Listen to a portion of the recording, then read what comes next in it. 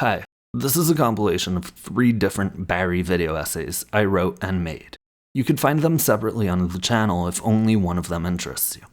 I'm putting them here all together because I know a lot of people like watching YouTube videos as a second screen thing, and I thought this might be convenient. Also, I'm going through a big move very shortly, and I'm trying to keep a somewhat consistent upload schedule, so I thought this would be a good move. I will add very small comments between each video, but otherwise, this is mostly a compilation of those 3, and just that. Please, enjoy.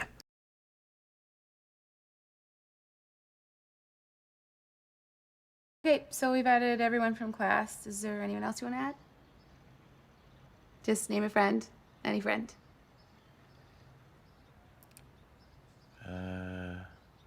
There's a guy I served with, who's from LA, Chris Lucado, L-U-C-A. That him? Jesus, that was fast. Yeah, I know. You can find anyone on Facebook now. That's why it's great that you're on it. You know, you want people to be able to find you, right? Yeah. Over the quarantine, I finally got into Barry, a show that I had heard so much about, and I have to say, it really lived up to what I was hearing about it. The humor mixed with the more serious moments really well in this series, especially with Bill Hader's performance of Barry Berkman. And the way it subverts the breaking out of regular life for violence trope found in movies like Fight Club or shows like Breaking Bad really added a level of depth in the show that I didn't expect. In fact, Skip Intro has a great video about how Barry approaches toxic masculinity, and I definitely recommend you check it out. But I think the show says a lot about the individual and egocentrism in relationships as well. To properly explore this, I'll discuss 4 relationships in the series, how these relationships resemble the 3 different friendships as described by Aristotle, and how selfishness plays a role in these different relationships. Before I start, please consider subscribing. I'm giving these videos my all these days, and the support would be deeply appreciated. Now, I don't think there's a better place to start than the relationship between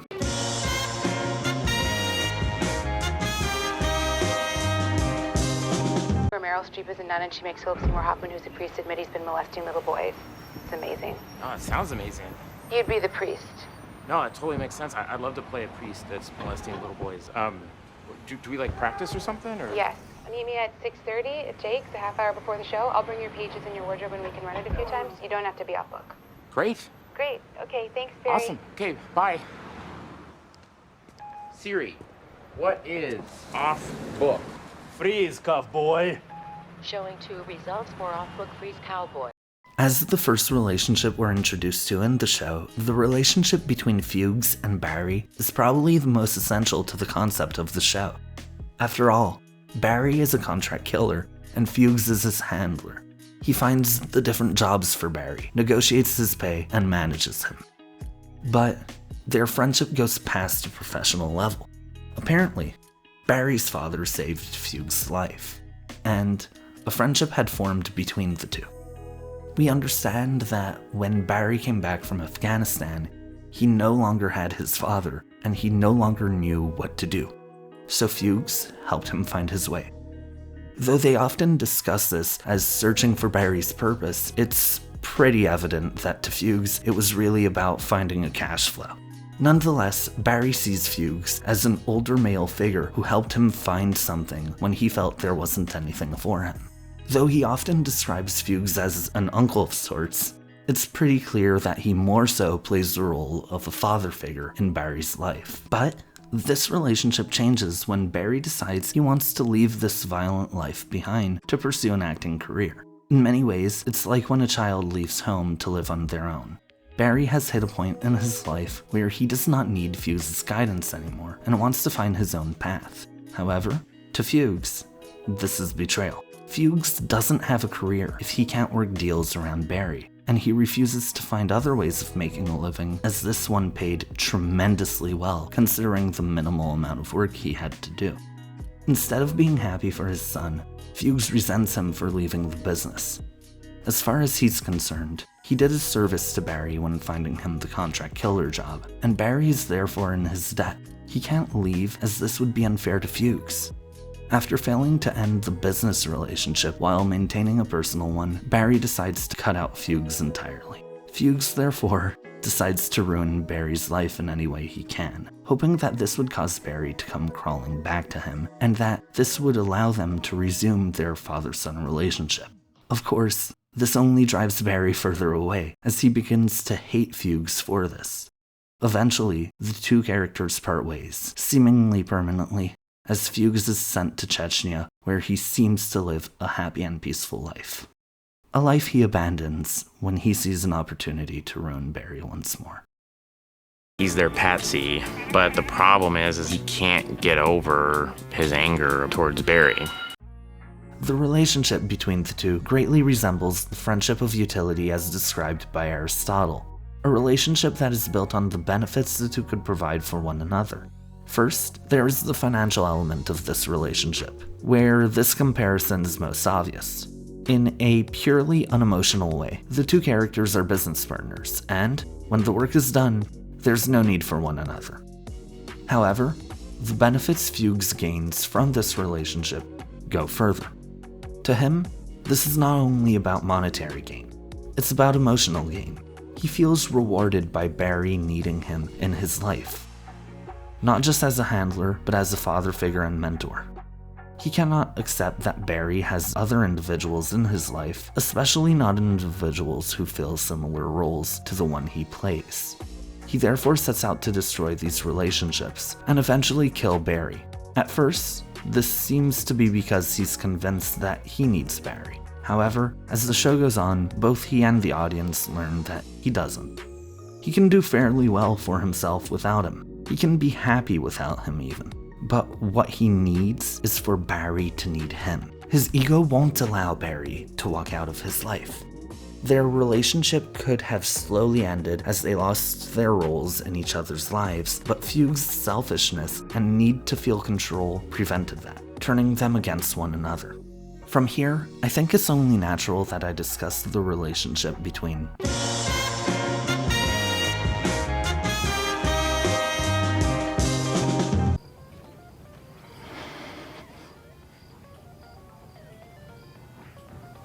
I love you, Mr. Cousineau.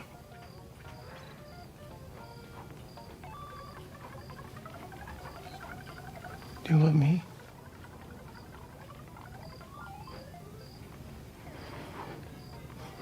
Can you say it? I love you, Barry. As Barry leaves his previous life and enters the acting world, Cousineau replaces Fuches in the role of mentor and father figure. Cousineau doesn't only teach him how to succeed in his career, but also guides him in how to live with some of his trauma and how to maintain a somewhat normal relationship with the rest of his acting class. In many ways, the appreciation Barry receives from Cousineau is some of the most genuine appreciation he receives in the show. Sure, the relationship originally built on the fact that Barry is paying for the class. And yeah, Cousineau is originally a self-centered hack who blindly bends to any form of flattery. But we see their relationship evolve out of the acting class as well. Cousineau goes as far as inviting Barry and Sally to join him and Detective Moss at his vacation home. Clearly, this relationship is more than a transaction. And then Barry kills Detective Moss, which sends Cousineau, who doesn't know, into a deep depression. Barry then spends a season trying his best to get Cousineau out of this depression, though it seems driven by selfish reasons. He wants Cousineau to continue giving the class as it is one of his only shots at a normal life, and so he is willing to do whatever it takes to keep Cousineau happy and teaching. Of course, this all goes wrong when Fuches tells Cousineau that Barry killed Moss. At first, Cousineau is in such shock to see the body that he ignores what he hears, but when the season ends, he decides to take action regarding this. Barry therefore goes out of his way to make things right between him and Cousineau, insisting on finding him a job and giving him ridiculous amounts of money. Obviously, this doesn't work, so Barry threatens Cousineau and his family in order to guarantee Cousineau will love him back. Interestingly, this relationship may be the closest thing to a friendship of virtue that Barry is capable of having. A friendship of virtue being, to Aristotle, a relationship built on genuine care for one another, therefore the strongest form a relationship can take. Indeed, Barry does genuinely care for Cousineau, for reasons deeper than the acting class, even though this love comes in a very, very twisted way. And until learning that Barry had killed Moss, it's pretty clear that Cousineau had a deep care for Barry, possibly viewing him as a surrogate son, considering the broken relationship he had with his real son. Of course, the relationship should have come to a natural end at that point. After all, Barry killed the woman he loved. But Barry couldn't accept that someone he loves hates him. Barry's love for Cousineau is genuine, but his perception of love has been so distorted that he does not understand that this is not how you treat someone you care for. You don't hold them as your hostage, forcing them to love you. His love for himself and his need to feel loved trump his care for Cousineau, which ultimately creates this twisted relationship that allows him to believe they still love each other, despite constantly having Cousineau under threat. Barry clearly demonstrates a self-centered view of the relationship, which leads to a lack of awareness. He is only willing to view his relationship with Cousineau through his lens, and not Cousineau's. When he essentially threatens Cousineau to get confirmation of love, he believes it, because he doesn't understand how anyone couldn't love him after all this effort to make things right. Of course, Cousineau is not the only intimate relationship he formed in his acting class. He befriended most of them, and even became roommates with some, and all of them proved to be egocentric in their own ways.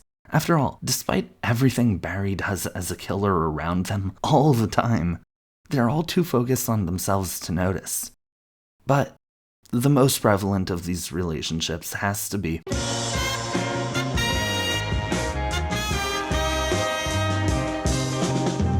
This is actually the relationship that got me to really think about how the show explores relationships in the first place. Because from the start of the series, I wondered why these two were together. They never seemed like a good pairing to me. I found it odd that Barry instantly fell for Sally, because as the series went on, I found that she had less and less redeeming qualities. For a while, I thought it might be only me, so I looked it up and, turns out I dislike her much less than a lot of the people watching seem to. Additionally, it seemed odd that she'd fall for Barry. He seemed to be extremely passive in their relationship, and early on, his insistence for one caused a lot of tension between the two. In fact, it seemed the only thing they actually had in common was acting. And that's when it hit me. They don't love each other. They never did. Despite Barry's daydream of a life with Sally, it was never really her that he loved. It was the idea of her. To him, she represents the normal life he's wanted for so long. She seems like the classic girl next door, the pretty girl he feels he was meant to be with all along. On top of that, her self-centered personality doesn't allow her to see everything going on with him, so he doesn't have to worry about his past interfering with their perfect normal life. He wants this life more than anything, so he'll do anything to keep her happy. And this works perfectly for Sally, because she isn't really looking to know Barry. She's looking for someone who will blindly support and uplift her. We see this from the first time they hook up. She calls him, and he instantly comes to comfort her. But this comfort is really just given by agreeing to everything she says. And even at that, he's not saying much. Sally has created a fragile reality for herself, where she is both the hero who overcame so much to the point where she inspires everyone around her, and also the victim that people are constantly conspiring against. Who Barry is doesn't really matter in their relationship, as long as he constantly is there for her. As long as he is constantly there to make her look better. In fact, this is why their relationship becomes official, because his performance in Macbeth pushed hers to be even better. And even though Sally says that it's Barry's violent behavior that caused the end of their relationship, I think it's his failure to endlessly uplift her that really does. Don't get me wrong, Barry was absolutely in the wrong to treat her the way he did, and she would be right to end things for that. He demonstrated that he is an extremely aggressive personality, but this isn't what gets her to break up with him. She only breaks up with him when Katie, a younger actress working on Sally's show, confronts her about it. Up until this point, Katie very much served as a protege to Sally, which only boosted her ego even more. She felt like she had achieved such a point of success in her life that she had a responsibility to pass down what she had learned to someone who admired her. Someone who genuinely considered her to be brave and strong. Someone who, to a certain extent, wanted to be like her. Having her own show where she was portrayed as strong was everything Sally ever wanted. But having someone like Katie on the show was everything she wanted and more. She essentially viewed herself as so far above Katie that all Katie could do was learn. So, to have Katie come up to her and point out an obvious flaw in her life, a flaw that can even make her seem less powerful than she sees herself, was unacceptable. She could either accept this as true or end things with Barry and prove that she is as strong as she believes. This is something I'm not capable of. Come on, you baby. Hey, Don't say it. come on. What are you doing? Don't do that. Come on. Look, Come on. Look, I know who you really are, okay? You pretend to be this nice guy, Stop it. but deep down you're Stop. nothing but rotten. What is wrong with and you? you like it. And that's why you're never gonna change. And that's why I'm gonna fucking leave you. Why are you saying that? Come on! Stop it. Come on! Stop saying Fucking that. choke me! Stop it. Fucking do it, you fucking pussy! Fucking do it! Come on! Helping you. Stay Come in on! the scene with Choke me! Let it out. Fuck off! Come on, Barry, sell it. I am selling it.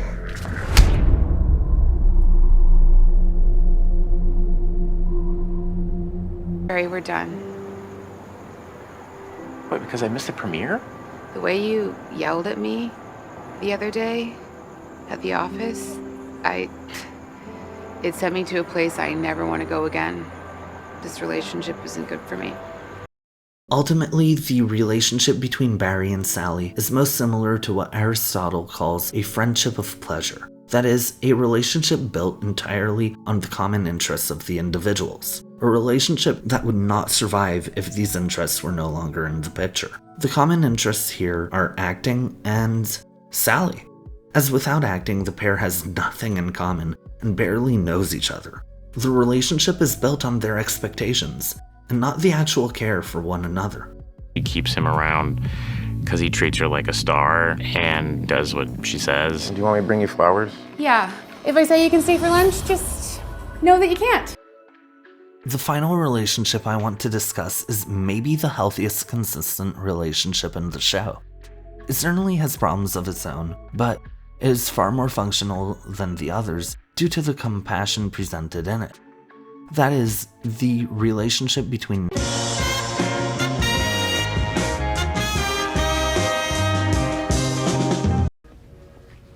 Hi, it's me.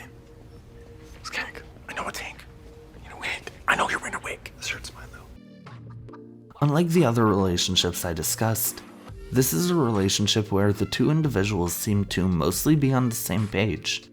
Interestingly enough, the show presents these two crime bosses as individuals who are rather in touch with their emotions. They search to better themselves and almost represent an ideal friendship of virtue. Even before they were canonically a couple, they established a very healthy and caring friendship. In fact, these are traits they establish in their relationships with the other characters in the show as well. I wanted to discuss this couple because their issues don't come from false understandings of relationships, like the others discussed here do. Instead, they come from their insecurities and some dishonesties. Noho Hank is a very self-conscious individual who gets quite jealous when he thinks Cristobal may be getting close to others. We see this in Season 2 when Cristobal and Esther become good friends. Hank starts worrying about what this may mean for his relationship with Cristobal. So, he organizes to get Esther killed. Meanwhile, in Season 3, we learn that Cristobal lied about his past to Noho Hank. Back in Bolivia, he has a family, including a wife he does not love. As viewers, we understand that this family is something he had to become a part of, and the reason he does not tell Hank is because he fears this would get in the way of their relationship. Both these situations highlight the importance of communication in a relationship. Cristobal never had any intention of replacing Hank with Esther, which Hank would have understood had he actually discussed his concerns with him. And Hank is understanding of other people's situations. He would have accepted Cristobal and tried to help him had he known the situation from the start. In fact, that's what he tries to do anyways. While this relationship is much healthier than those previously discussed, it's clear that these two characters still face some issues of their own. Issues we hope they learn to grow past.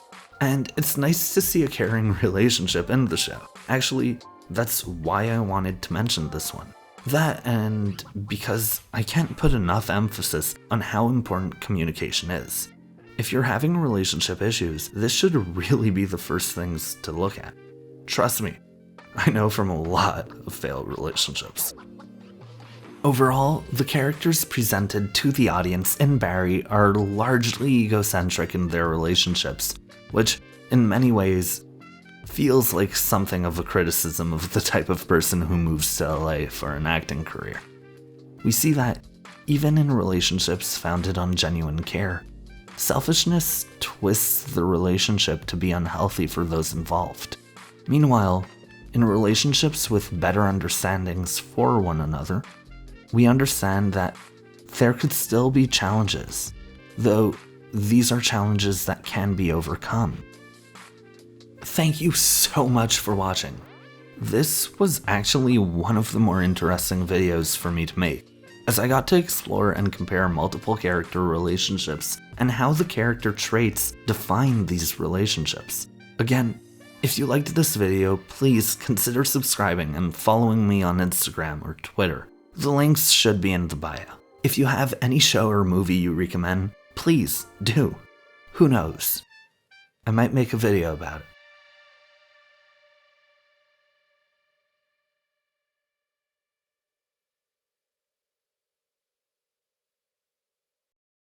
Yeah, so, as I'll address in the third video, that comment about Hank and Cristobal did not age well. I remember watching that episode as it happened and being like, fuck. Because honestly, this is my most successful video. And so, this is the one that I'm most likely to have people see and be like, wait, no, that's wrong. You'll see that the next one actually opens with me saying when I recorded it because of this happening. It was very much in response to it, and I made a lot more effort with the next one in making sure that this couldn't really age as poorly. To this day, that's actually my most successful video, and I'm so grateful for what Barry fans have been able to do for my channel. The series was such a big part of my growth, but also this video succeeding is what allowed me to explore politics and philosophy a lot more in my channel. If this had flopped, I would have never done my Watchmen video or my Atlanta video, which the Watchmen one wasn't as successful as I expected to, but the Atlanta one's my second biggest. The Succession video also relied on this. This was really a building block for me moving forward, and I keep in mind what I did here when approaching the next two Barry videos.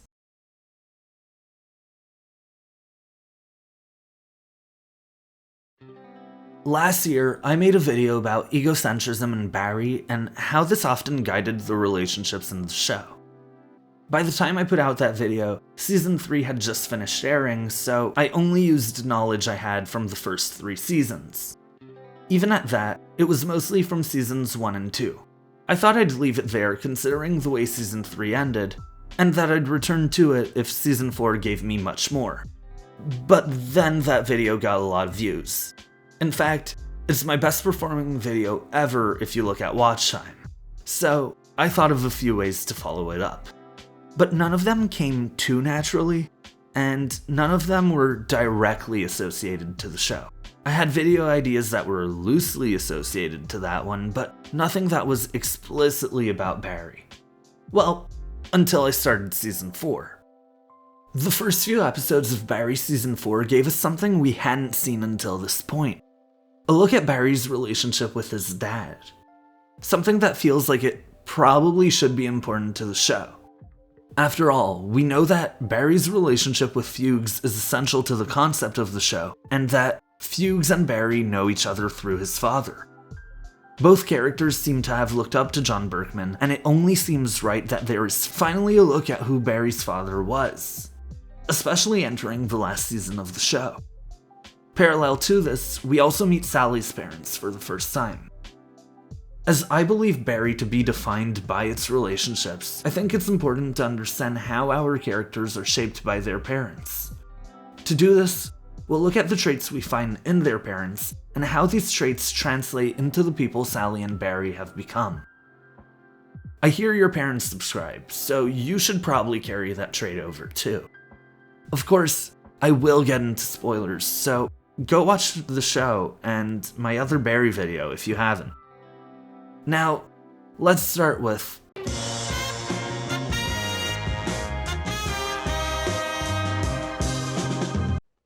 in Season 4, Episode 1, Yikes! we meet Sally's mother for the first time as she moves back to Joplin to live with her parents. As Sally lands, she learns that Barry was arrested for murder. He killed Detective Moss with her around, and this sends her into a panic. She gasps for air in her mother's car and can't breathe. Through all of this, Claudia, her mom, doesn't show empathy. She doesn't show concern. Hell, she doesn't even show the slightest bit of care. She seems annoyed. She rolls her eyes at her daughter and ignores her while ordering some chili cheese tater tots. Maybe I'm off base here, but I feel like a mother should probably care that her daughter's boyfriend turned out to be a serial killer. Even if Sally's reaction seemed a bit larger than genuine, it comes off as really insensitive to just ignore it. But this isn't where her seeming lack of interest in her daughter stops. Later in the episode, as Sally watches Joplin with her parents, her mother seems disinterested at best. She questions the details, implying that Sally couldn't have written it, and that it isn't Sally's life because of the creative decisions the show took. After downing her glass of wine seemingly really early into the episode, her mother goes to get another, clearly looking for a reason to stop watching. Though she stops when she hears Sam's name in the show. She's shocked that Sally would use the name of the man who abused her. She tells her that she now has to apologize to the family because she sees them at church. And it feels as though the implication is that it was somehow selfish of Sally to do this. Sally then reiterates what happened in her relationship with Sam, reminding her mom that he strangled her, to which her mother responds, Right. And the boy in LA is a murderer. I think I might actually be in a lot of trouble. You sure can, Beckham. Now, I see two ways of interpreting this, and both are pretty shitty. You can either view this as her mom not believing her about these things, which I think is the situation, or as her mom somehow blaming her for getting into the relationship with these men, which I don't even have words for that level of victim blaming. Sally tells her straight up that she needs help right now. She makes herself vulnerable to her mother, and her mother replies that she can't respond because Sally is screaming. Sally wasn't screaming, though she now is because of this answer. I think this relationship explains a lot about who Sally is now. Growing up with a mother who seemingly only cares about the way you affect how she's perceived, who blames you in your moments of need, and who makes up reasons to not help you, that can't be easy. In my previous video about the show, I said that Sally isn't interested in Barry for who he is, but for his presence as someone who will blindly support and uplift her. I still think this is true, and I still think that this is a bad thing for a relationship. But seeing how her mother could barely care about her, and even passes belittling remarks about Sally's dad, It makes sense. Sally wasn't really taught to love others that way. Not by her mother. She was taught to look at how the existence of others affects her. And so, going into her adulthood, this is how she approaches relationships. She searches for relationships where people treat her the opposite of how she was treated by her mom, while treating others the way her mom treated her. I think this does explain a lot about how Sally became this person, and while I don't think it justifies it, I do think it makes her a lot more understandable. Desserts? So you stole my show? No, it's actually a really important story to me. It's not a story.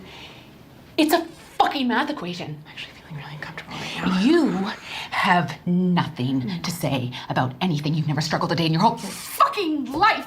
Nobody's ever put a hand around your fucking neck. This was my story. My story. You don't even have a fucking daughter. Neither do you, Sally. Oh, you are nothing without me. You are nothing.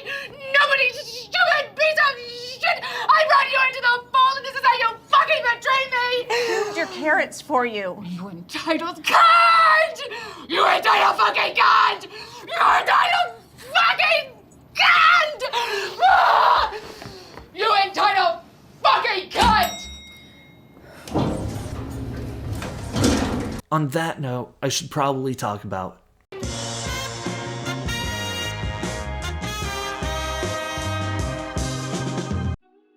Sally's father seems a lot more passive than his wife.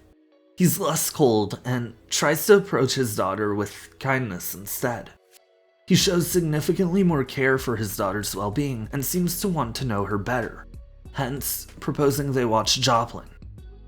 He does seem to want to help her. That said, he isn't really that active in the family dynamic and goes quiet whenever Sally and her mother are arguing. His inability to take a stance enables his wife to some extent, and I imagine this is why his relationship with Sally seems lacking as well. However, Sally has found a different father figure, a parent she can be proud of, one she's learned from and wishes to be more like. I'm talking about Jean Cousineau, of course, her acting teacher from LA who taught her to use her pain and turn it into art. In the third episode of this season, Sally has become an acting teacher, teaching his method and seemingly following in his footsteps. This is rather interesting because Sally's reputation at this point is very similar to Jean's reputation when he originally left the industry to start teaching. He was known for being hard to work with and seeing himself as more important than everyone around him. Hell, even now that he's mostly fixed his reputation, he's still putting on a one-man show about how his girlfriend was killed, embellishing his role as both the hero and victim of this story, which is very similar to the way Sally treats herself. The similarities grow even more with one of her students though, as Sally tiptoes the line of psychological abuse to push a performance out of her, exactly how Cousineau did it with her in season 1. The scene is very clearly made to remind you of this dynamic, as it's shot nearly identically and uses very similar dialogue. We, as viewers, are supposed to see the similarity, how she had become her teacher. Most her students view this as abusive and leave. The student she did this to, the one she got the strong performance out of, recognizes how this helped her. If Sally's need for validation and inability to truly connect with others comes from her mom, her way to get this validation and get what she wants out of people comes from Jean. She has looked up to him for some time and has seemingly developed similar illusions of grandeur, which ultimately lead her down a very similar path. She was the star everyone loved until they hated her, and now she's become a teacher who pushes her students to a point that is morally questionable. Hopefully, the redemption that Cousineau was able to find will be available to her, even if it didn't completely change him. Bullshit! It's false, Sally.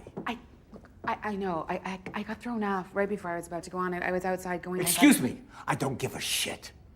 Even your excuses are false. You're up there, you're stinking up my stage, babe. What the fuck do you want? The prescription. Not Linda. You.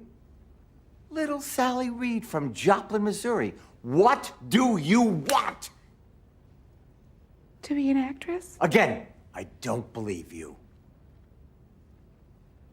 It's all I ever wanted in the whole world. Oh, really? Except you don't think you're gonna make it, do you? I mean, that's what you told me. Oh, yeah. Last week, she takes me out for a cup of coffee after class, starts to cry, snot running down her nose. All of a sudden, she said, I'm not gonna make it. I'm telling you, I was embarrassed. It was pathetic.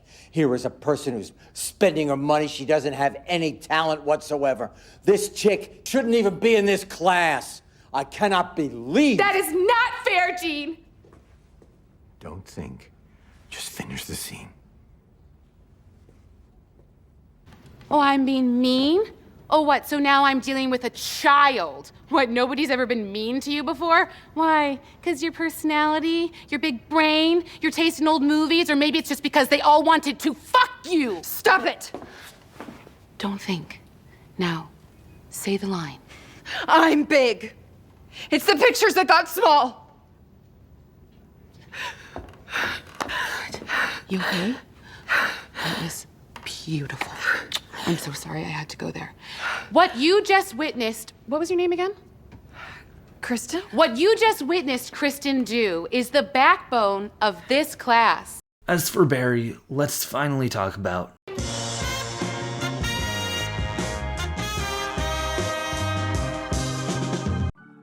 As I mentioned earlier, Season 4 finally introduces Barry's dad through the use of flashbacks.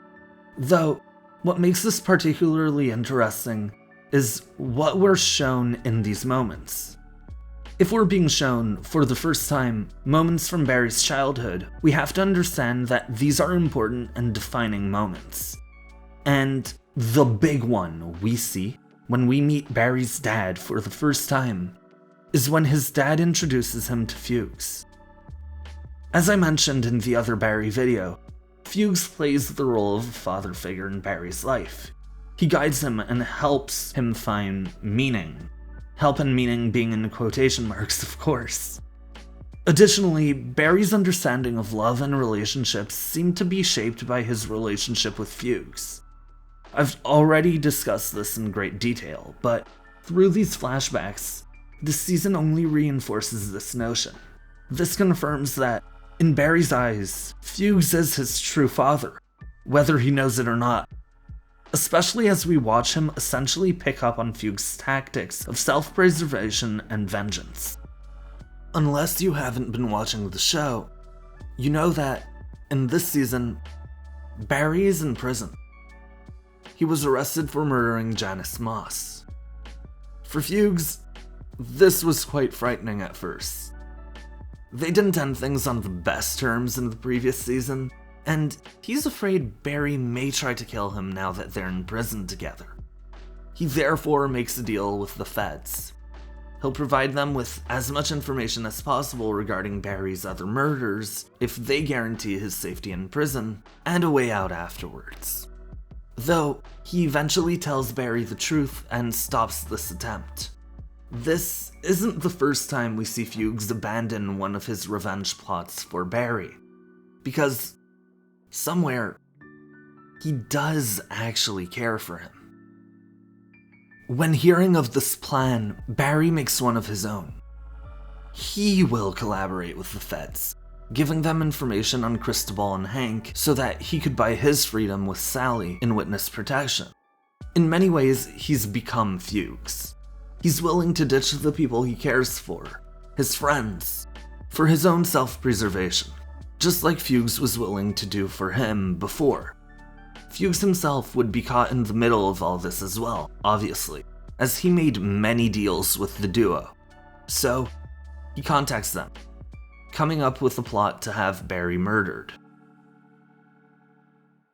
Unaware of this, Barry simultaneously learns that Mr. Cousineau has been telling the story of Janice's murder to a reporter.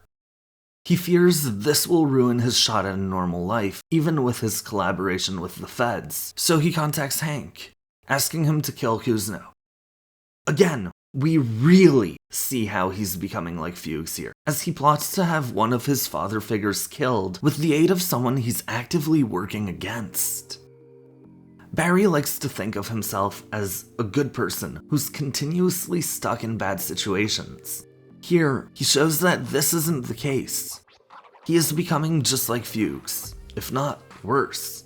Because for all the times Fuches has tried to turn against Barry, for all the times he's tried getting him killed, or working with law enforcement against him, he always ended up switching to his son's side. When Barry is confronted by Noho Hank, he lies to him. We watch him mimic the behaviors he learned from his surrogate father, but unlike Fuches, it seems that Barry is able to commit to it fully. He didn't only become his father, he became better at playing the game than his father ever was. Overall, we see how both characters are shaped by their relationships with their parents. They exist as both echoes and responses to who their parents were, and I don't think this is coincidental, especially considering the presence of family this season. Sally, Cousineau, Moss, and Barry all have their families on display, while made or found families like Fuches' relationship with Barry and the romance between Noho Hank and Cristobal also take center stage. Considering how many of these parental relationships there are, I think they wanted us to think of how this dynamic shapes who we become. God, I'm gonna become my mom, aren't I? Thank you for watching. Am I off base here? Do you view Sally any different now that you've met her mom? I read all the comments, so please let me know. If you liked this, consider subscribing. I do plan on talking about Barry in a less direct way in the near future, so hey, maybe stick around for that. Let me know if there's any show or movie you recommend. Who knows? I might make a video about it.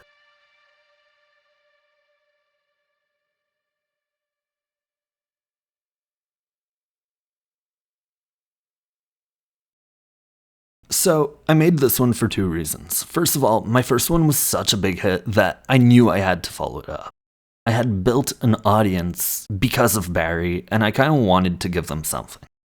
As I was watching the show, this came as a natural idea, and I didn't really have to force it. It was very easy to write.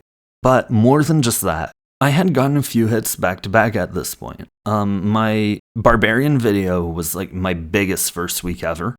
The Intergalactic video didn't do great, but then I had a Stargirl video that did pretty well, a How to Make It in America video that flopped at the time, but now is doing pretty decent, my Atlanta video, which is now my second biggest, my Everything Everywhere All at Once video, which was a hit from the start, and a video about Babylon, which had done really well, but then I got a copyright strike for. And then I tried uploading a video about The Farewell, starring Awkwafina, and that kept getting blocked. Like, there was nothing I could do to get that video uploaded. So I was kind of desperate, and I worked on this one. I put it out. I put a lot of hard work into it. And the day it comes out, a sequel that I thought would be a big success started off as a flop. It wasn't until weeks later that it really picked up, and now it's doing pretty well for itself. There's nothing I feel the need to correct. I think I focused on stuff that I didn't realize would be important in the later half of the season. Also, I didn't mention the ending of episode 4 because I didn't think that was real. We had seen Barry's fake realities a few times, and I thought this was one of them.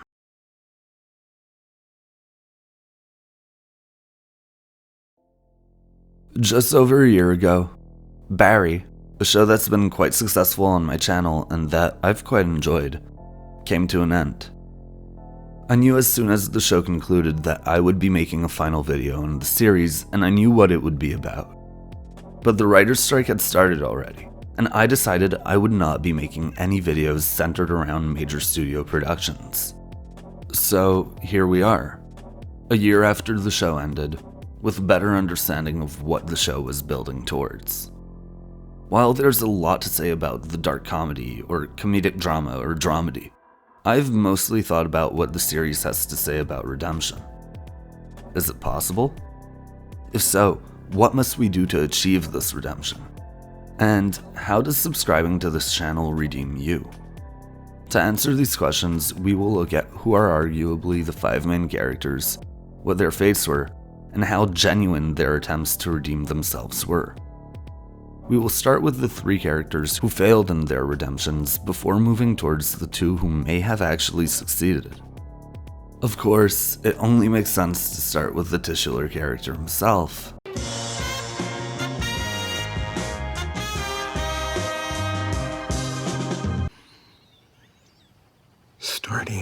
Starting right. Starting now.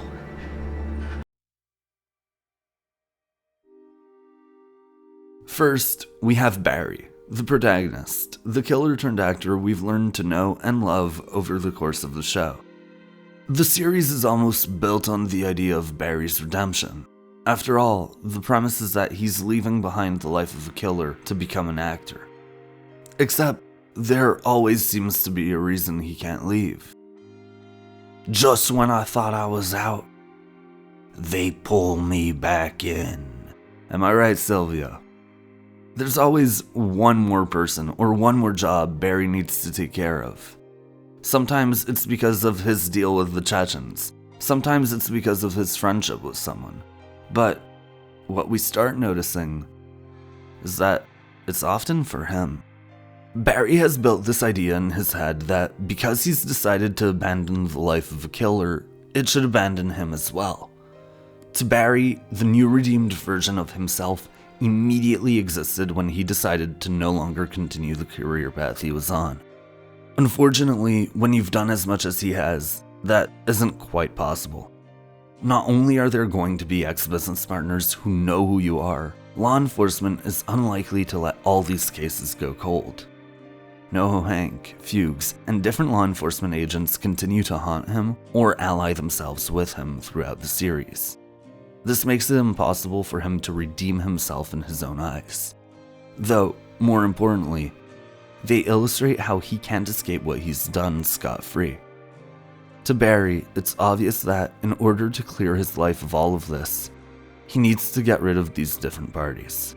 As you know, he kills Janice and tries killing Fuches, which ultimately results in Mr. Cousineau knowing what Barry did. Unlike the other characters, Cousineau doesn't represent an element of Barry's past life, but an element of the life he's building towards, the life he wants. Killing Fuches is one thing. Yes, it is a father figure, but it's a father figure of his killer self, the version of him he considers dead, and so let his father die with him. Cousineau, on the other hand, is the father figure to his current self.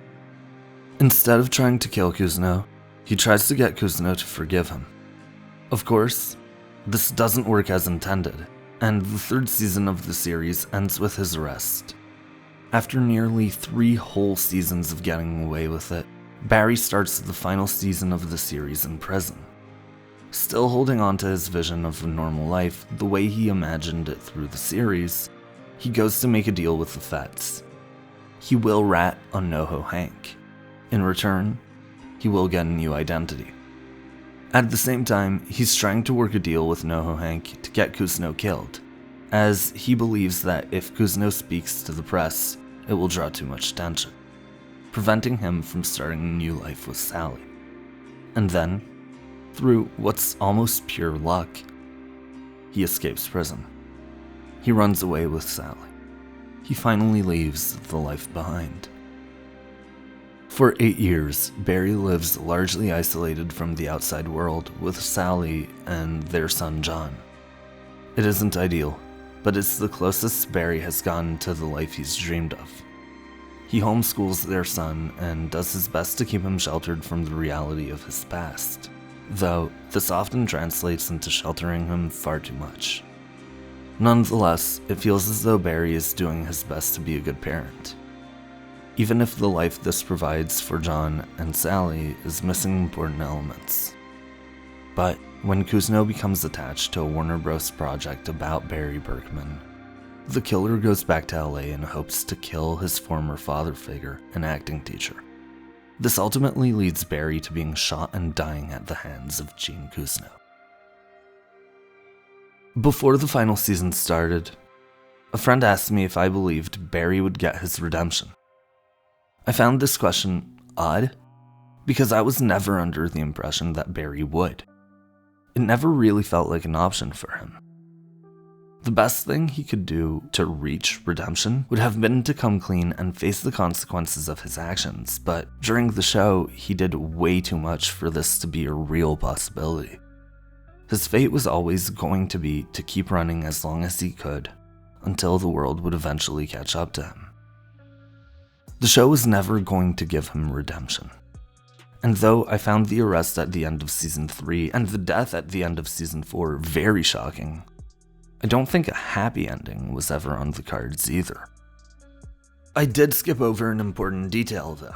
Before his death, before Cousineau shot him, it looked like Barry was finally about to come clean.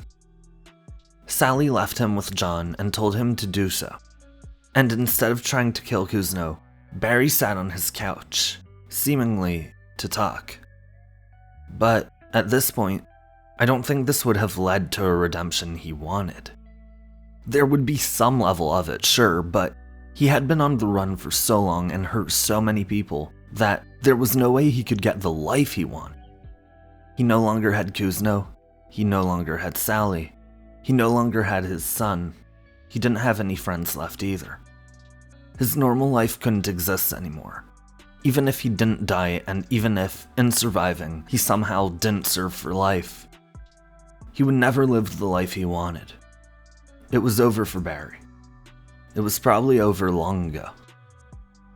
Barry shows us that the first step to redemption is to accept accountability. But this must be something we actively do, not a choice we make because all other options are lost. I don't know if his dream life was ever available to him, but in his false attempts for redemption, he brought himself further and further from it. In death, Berkman gains a new reputation. Some confusion is created around the details of the murder of Janet Moss, and authorities come to see Barry as a war hero who was manipulated. I wouldn't call this his redemption, because I don't think this is the type of redemption Berkman cared for. He had already lost everything and was about to turn himself in. He, as a person, isn't redeemed, but his reputation is. Which means his son will one day have a heroic image of his father to look up to. Of course, this does come at the cost for the person now being accused of manipulating Barry. None other than his former acting teacher.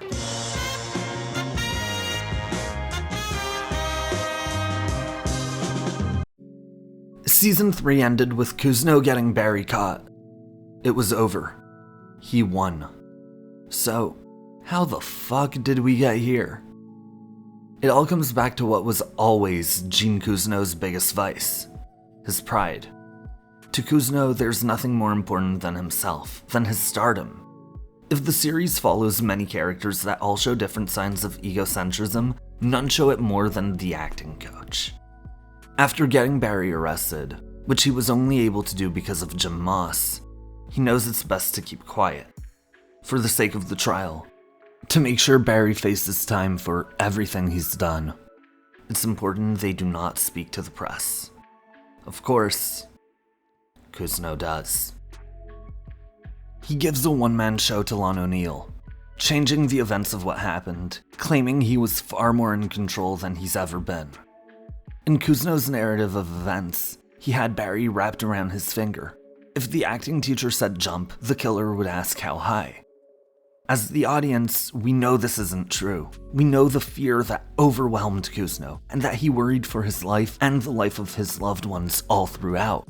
As Cousineau's audience, O'Neill doesn't know this, and takes everything at face value, which will eventually bite the acting teacher in the ass, as the performer also mentions the money that Berkman had offered him. Though, that doesn't happen just yet. Nonetheless, we already see how his sense of grandeur will play a role in his unmaking. Just not yet.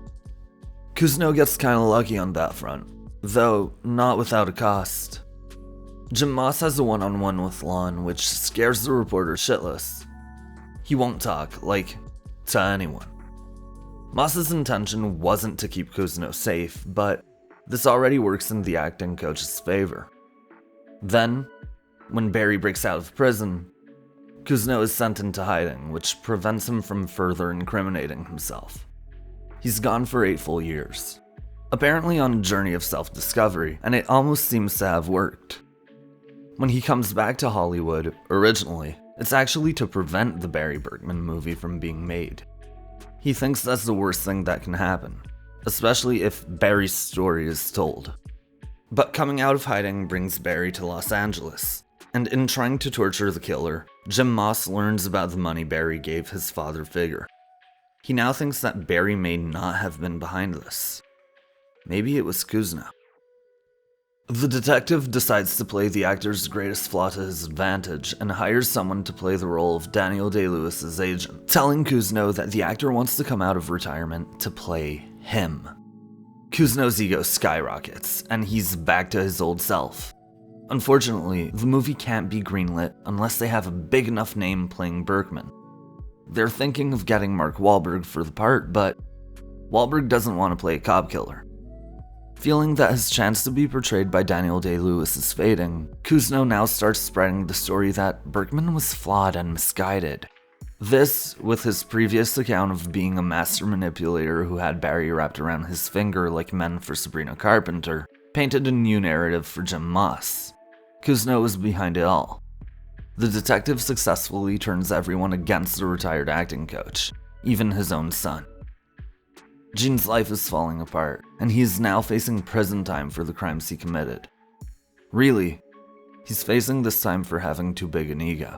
Then, right as Barry is about to come clean and clear the actor's name, Cousineau sees the man he's feared for the last 8 years. The man he believes is here to kill him. He shoots Barry in the head before Barry can do anything to him. He believes this to be an act of self-defense. In reality, law enforcement and the public perceive it more as a move to keep Barry from telling the truth, an attempt to tie up his last loose end. For this, and for the murder of Janice Moss, which he did not commit, Cousineau is sent to prison, where he will spend the rest of his life. Over the series, Cousineau was kind of the only character on a clear path towards redemption. We saw his flaws, but we also saw how much he was doing to overcome them, to prove better, not just for the others, like Detective Janice Moss, but also for himself. For a good part of the series, we saw the benefits that came with that effort. He struggled from time to time, showing signs that he was being tempted by his ego, though he mostly found a way back. But then, the later half of the season happened, and we understand that Cousineau cannot be redeemed at this point. Even though he had improved over the series, that means nothing overall if he can't continue to uphold what he's learned. Cousineau is here to remind us that the path towards improvement, towards redemption, is not a one-way street. We must maintain the changes and values we now hold. It's normal that growth isn't linear, but if we find ourselves returning to behaviors or habits that hurt us and those around us, this is not a sign to give up on our own selves. We have to try to catch ourselves in the habit and get back up from there, even when it feels like we might have fallen too far down. Because we're not our weakest moments, but we aren't our strongest ones either. Even after his strongest, Cousineau still fell. Similarly, he also reminds us that the regression can happen, and we must pay attention to our current state in order to make sure we do not return to the person we wanted to grow from. Change doesn't mean anything if we make the point we started at the point of consistency.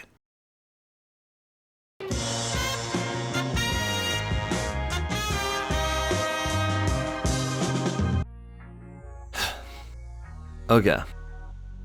In my first Barry video, I said something that ended up being a bit embarrassing in hindsight. The final relationship I want to discuss is maybe the healthiest consistent relationship in the show. It certainly has problems of its own, but it is far more functional than the others due to the compassion presented in it. Admittedly, yeah, that aged like milk. Clearly, I was wrong, but, and maybe this is my pride and or ego talking, I do think that my assessment was fair for what I knew at that point. There was a genuine care between the two of them, and they were on the same page, kinda, at the time. Season 4 changes that. After the incident with his wife, and finally being reunited with Hank, Cristobal wants to turn a new leaf. He wants to go legit. They're going to go into the sand business. They might be able to get a monopoly over the construction sand in the area. They need to make a few alliances, but this would lead them to become very rich. On the other hand, Hank doesn't let go of the criminal life easily. He was never very convinced by this idea, but this becomes especially true when he learns that his best friend, Barry, is in prison. At first, this translates to wanting to free his friend. He claims the killer would be an integral part of the operation and that they simply can't do it without him. Cristobal doesn't buy it. He recognizes Barry for what he is, an anchor stuck in the criminal world. So long as Hank holds on to him, he'll be stuck there too. Luckily, Hank's relationship with Barry would soon end. The lovable Chechen criminal would soon learn that his BFF is a snitch, feeding information to the FBI. Information about the Chechens and the Bolivians. Barry needs to die. On this, Cristobal agrees.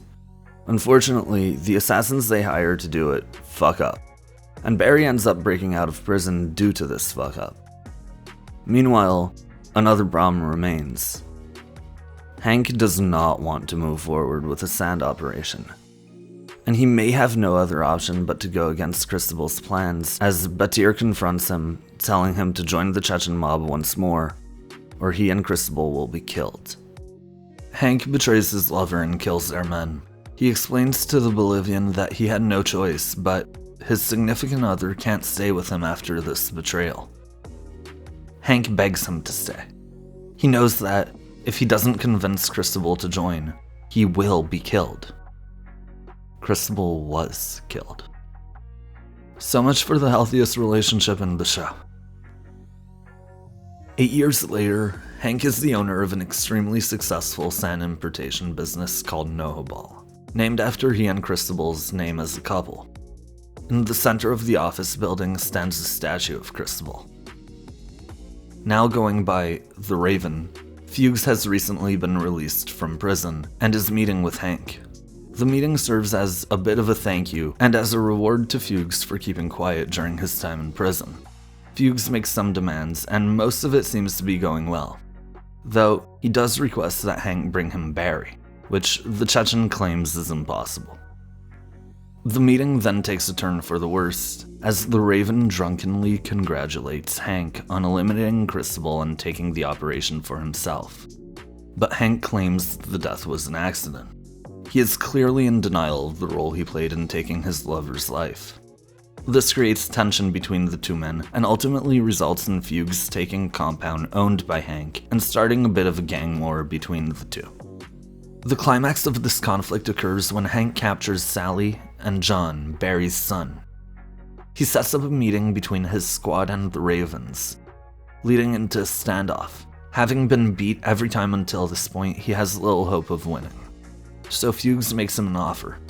Admit he killed Cristobal, and there will be no shots fired. Crying, Noho Hank finally admits that he killed his lover. But he goes back on the deal. The two gangs start firing at each other, and Hank ends up dying. In his last moments, he reaches out to the hand of the Cristobal statue. Trying to hold his lover one last time, his hand meets the lifeless metal. He dies holding on to the statue, which is now covered in bullet holes. Once again, Cristobal was shot due to Hank's actions. If Cousineau reminds us that we are not solely defined by who we have previously been, Hank shows us that we can't ignore it either. To grow requires the acknowledgement. It requires the push. I think, ultimately, he was even further from redemption than Barry. Because while Barry thought he could step away from this life with no consequences, Hank thought he could live the best of both worlds. He could hold on to his criminal ties, be in charge of his mob empire, without having to acknowledge what he did to get there. The times he got his hands dirty. To Hank, these are not things he's done, but things that happened to him. By removing his own autonomy from his story, he's also shedding himself from guilt, almost turning himself into a victim. And when someone forces him to face the role he played, he lashes out. It prevents him from ever finding redemption as a character, leaving him reaching to hold something he can't have. Ironically, I think the person who killed him did find redemption.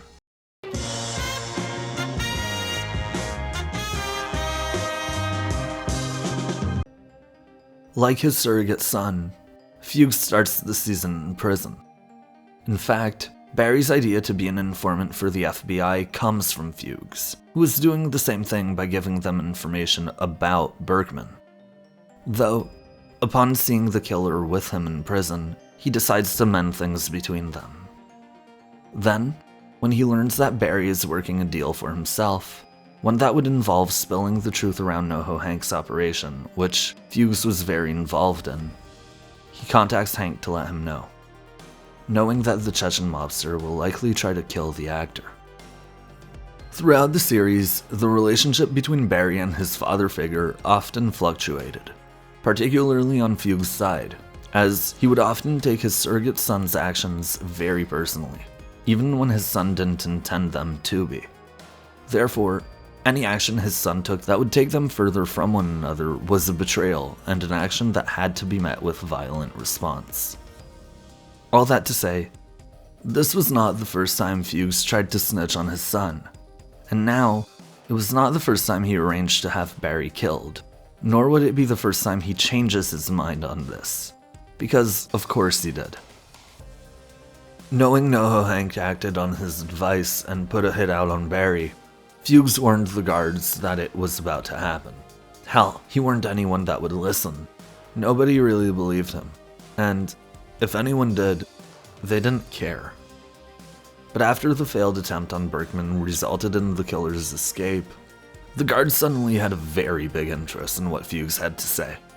They needed leads. They wanted to know where Berkman could have gone, who he could go looking for, but he said nothing. They tortured him for days. He was near death. He still said nothing. It was the type of loyalty and courage that had not been displayed by the character yet, and it gained him quite a bit of respect in prison. He finally lived up to the reputation he seemed to believe he should have. 8 years later, when he finally leaves prison, his number of followers has dramatically increased. The Raven's reputation was well known and well respected. Someone who could withstand the amount of torture he did and refuses to snitch after all that must be tough as nails. He was loyal to Barry and to Noho Hank. He arranges a meeting with the Chechen mobster and illustrates to his men that there is quite a benefit to being loyal to him, as his deal with Hank gets them all living rather comfortably. It also involves getting Barry to him. It seems as though his intent is vengeance, as he stayed loyal to his son but his son left him there, though this is never explicitly said. Then, he makes the previously mentioned comment about Cristobal. The deal falls through. His conflict with Hank begins, although the conflict is mostly one-sided. Fuches and his men are really just living the high life and biting back whenever Hank tries to attack them. Unfortunately for Hank, their bite is much more aggressive than his. When he finally gets his hands on Sally and John, he's able to get Fuches to act, especially as he knows that this will almost certainly attract Barry as well. When Fuches shows up, it seems his intentions are to use Sally and John to get Barry to him, but when the shooting starts, his priorities change. He wants to get the two to safety. They seem to be the only 3 characters to survive the shootout, and Fuches makes sure that John safely gets back to his father, before disappearing into the night. This is the last we see or hear of his character. In the final season of the series, Fuches redeems himself. The redemption the character needed wasn't for his past crimes, nor was it for his current ones. If anything, he's probably a more dangerous criminal now than he ever was during the series. His redemption was about his relationship with his son, with Barry. Despite being a father figure to the series' protagonist, and very much seeing the protagonist as his son, Fuches was very rarely loyal to his son. He was rarely loyal to anyone but himself. He finally learned to be a good parent to Barry, to protect him. He tried saving him and then went through so much to make sure his son gets away. As for the stuff with Noho Hank, when I originally watched the season, it was my belief that Fuches wanted revenge on Barry for leaving him there. I still think this is highly possible, but seeing that the first few episodes gave us Barry and Fuches' earliest interactions, I really do feel as though this season meant to put a focus on their father and son relationship.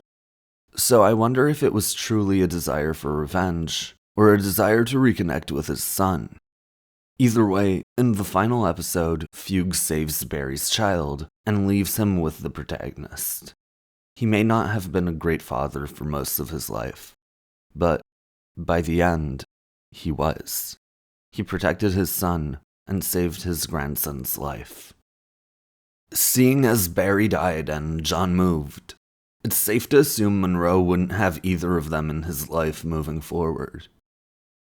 But that's okay. He didn't do these things for himself.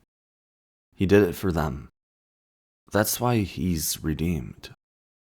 And this leaves us with the only other survivor from the standoff at Noho Ball.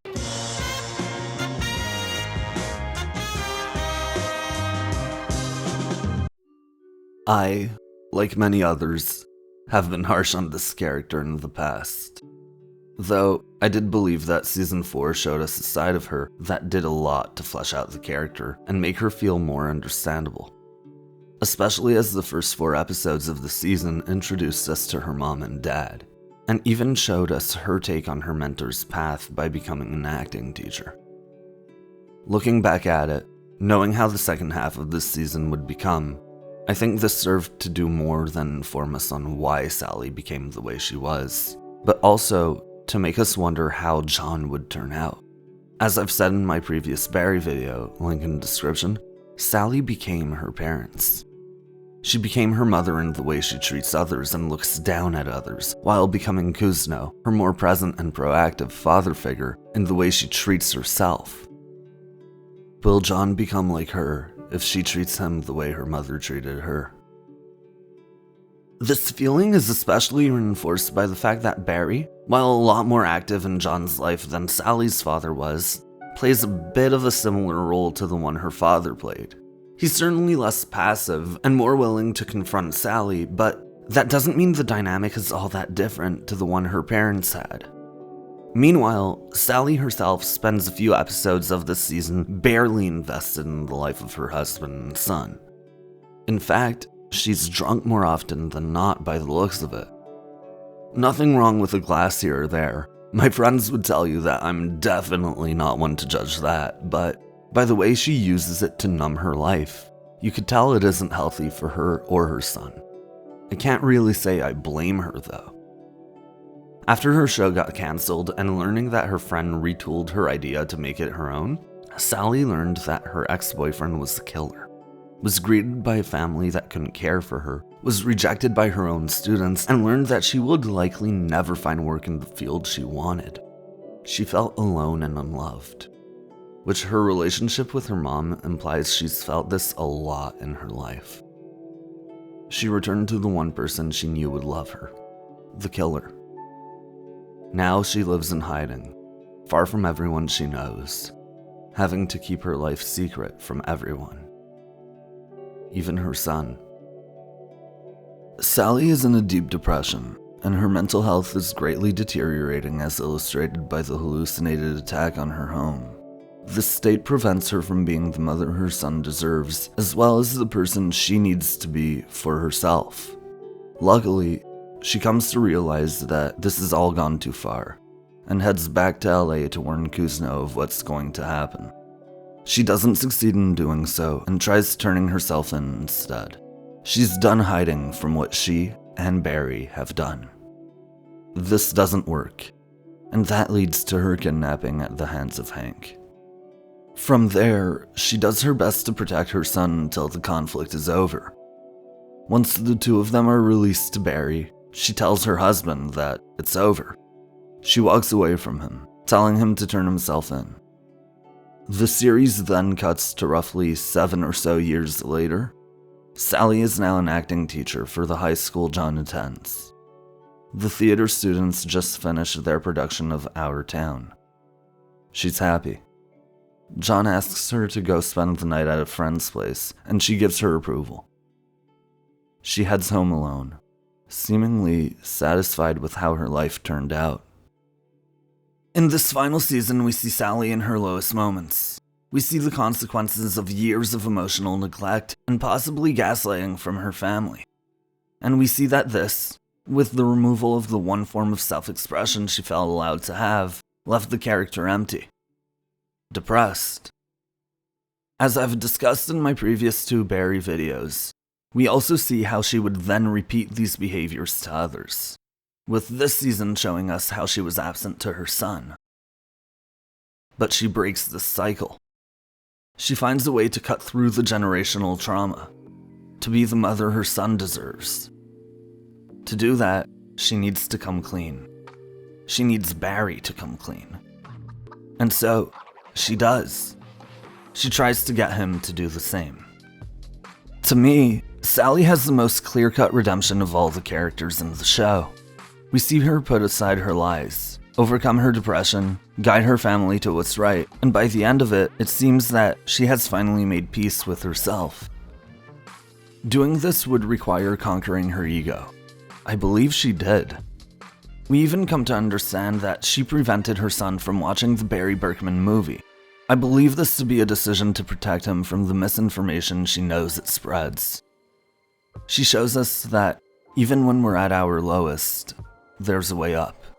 It may not be easy, it may require a lot of self-work, but it's possible. I know this may not be everyone's take. I've seen people say that she should have investigated what her son was going to do at his friend's house, and in that very scene, he tells her he loves her, but she doesn't say it back. That first part seems like a bit of a reach to me. When I was a teenager, I would have gotten very annoyed with my mother if she asked me in detail what I was going to do with my friends. Generally, so long as she knew that I was out with friends and had an estimated time of return, she would be satisfied. As for the second part, I do think that that's a valid criticism to some extent, though if I can make a bit of a reach, do you know how hard it is to get the average teenager to say that to their parent? I don't think it's something he would have said if their relationship wasn't very strong. Maybe that's just me. Overall though, I do believe Sally achieved redemption in a way that no other character in the show did. Over the course of one season, she went from a character I generally disliked to the one I was rooting for the most. After watching their different journeys towards redemption and seeing how many characters failed, I think it's clear that this isn't something we do for the rewards. We do it to better ourselves and to be better to those around us. Barry failed because he was doing it for the reward. Cousineau failed because he put personal rewards over the importance of others. Hank failed because he refused to see that he needed to change. Whereas Fuches and Sally succeeded because they recognized that they had to be better for themselves and those around them.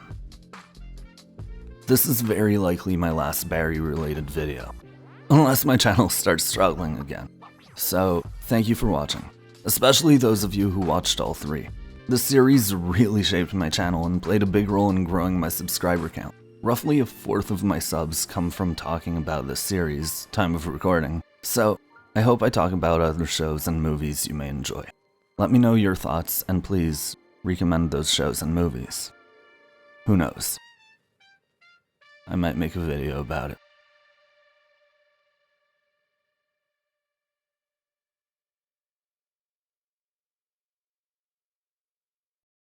Now, the first Barry video was kinda just me exploring what I was doing with my channel and making a video because I had the idea and I liked the show, so you know what, might as well try. I didn't think it would be a big hit. I thought it might do pretty well, but that's about it. My second video was a follow-up. I felt like I knew what I was doing more. It worked with my channel. I had this idea. Plus, at the time, I kind of needed something to actually stick on the channel, and I knew that Barry does. This one was kind of made differently.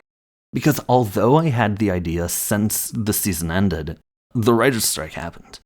I wasn't supporting any major American studio, so I wasn't putting up a Barry video. I had written some of it, but it would be a while before I could put it up. In fact, knowing this, I hadn't even finished the script. Then I was focusing on work and school and other stuff. I was working on a master's application. And because I don't want to be considered a Barry channel or a superhero channel or whatever, I didn't want to immediately do Barry once I could. I kind of kept that in the background. The idea was I'd finish the script as I'd work on other videos, but the videos I was putting out flopped. Some of which I expected, some I really didn't expect to flop. So I kind of told myself, okay, I need to make a hit. Let's revisit what's been successful. And that is Barry, Atlanta, and Barbarian. I was like, okay, we're going to make a horror movie video. I started a new Atlanta script, which by now it should be out, although it really depends when I release this. And I really focused on finishing the script for this Barry video, editing it, all of that. This was like my main priority over everything else. That's why there was like a big release gap. This was my first Barry video, kind of made out of necessity. It hasn't been a massive hit on my channel as the time I'm recording this, but it definitely revitalized interest. I see my other videos doing better, and I do think that that's in part because I uploaded this. Overall, the series has meant so much to my channel growth, and I'm just so grateful for everyone who's listened to these videos and listened to my rambling and commented positive stuff. On my first one, I got a few negative comments, mostly some like toxic masculinity shit, but I got like a lot of positive support, and I'm so grateful because if I'm continuing to make these videos, it's in large part because you guys showed me that I could do good with these. And it just makes me so happy. You know, I'm not making money off of this yet. I hope to one day. But making these makes me so happy. And thank you. Thank you for watching.